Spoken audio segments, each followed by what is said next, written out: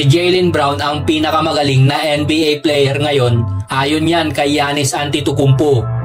Sa isang nakakagulat na pahayag, sinabi ni Giannis na para sa kanya, si Jaylen Brown ang pinakamahusay na malalaro sa NBA ngayon. Sa isang interview kasama ang Complex Sports, ipinaliwanag ni Antetokounmpo na si Brown ang karapat-dapat tawaging pinakamahusay na malalaro dahil sa naging papel nito sa nakalipas na playoffs.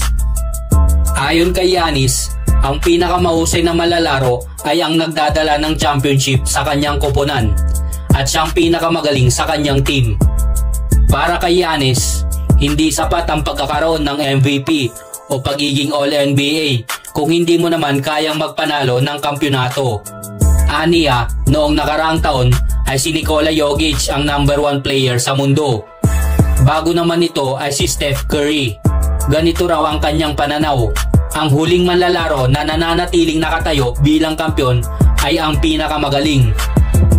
Matapos ang kampyonato ng Boston Celtics ngayong 2024 kung saan naging Finals MVP at Eastern Conference Finals MVP si Jaylen Brown, naniniwala si Giannis na karapat-dapat si Brown sa titulong ito. Naging consistent si Giannis sa pananaw na ito. Matatandaan noong nanalo ang Golden State Warriors noong 2022, sinabi rin ni Giannis na si Steph Curry ang pinakamagaling na manlalaro sa mundo. Sinabi rin ni Giannis na hindi niya tinuturing ang sarili bilang pinakamahusay na manlalaro sa kasalukuyan. Noong 2021, matapos magkampiyon ang Milwaukee Bucks, naramdaman niya na siya ang pinakamagaling. Bagamat naiintindihan natin ang ganitong pag-iisip ni Giannis Antetokounmpo, may mga hindi sumasang-ayon. Sa totoo lang, kahit pa naging susi si Brown sa pagkapanalo ng Celtics, hindi siya kasama sa mga pinakamalalaking pangalan tulad ni Giannis, Jokic o Luka Doncic. Kung tutusin, mas malaking pangalan pa si Jason Tatum sa Celtics sa mata ng karamihan. Sa tingin nyo, si Jaylen Brown ba ang pinakamagaling na NBA player ngayon?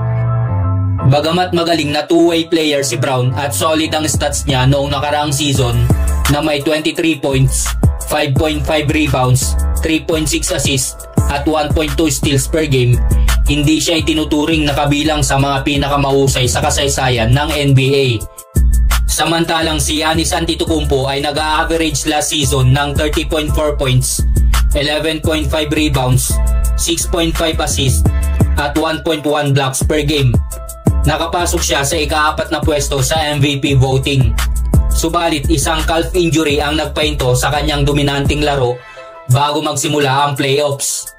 Dahil dito, natalo ang Bucks laban sa Indiana Pacers sa unang round pa lang ng playoffs.